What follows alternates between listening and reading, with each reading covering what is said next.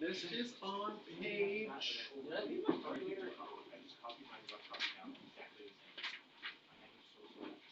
295. And just for fun, I'm also going to rewrite the notation in the other form.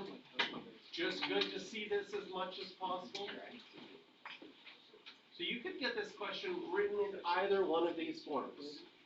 Obviously, this one here that I've underlined in purple is preferable. In our first example, we had a table of values. This example is exactly the same thing, but they gave us graphs to figure things out instead of a table of values.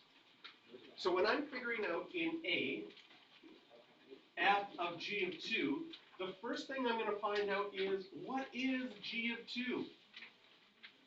Well, g is the blue graph, and on the blue graph, if I would plug in 2 for x, I have the point 2, 1. That tells us that g of 2 is equal to 0.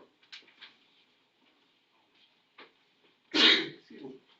Which means I can replace that g of 2 part with a 0.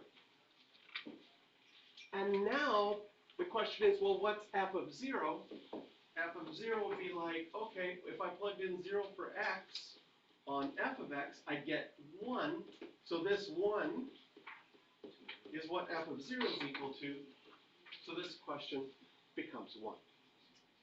So what we're trying to find in f of g of 2 is first look inside, what's g of 2 equal to? Once you get that value, now you're going to find what f of 0 is and work from there. So for part B, we want to find g of f of negative 1.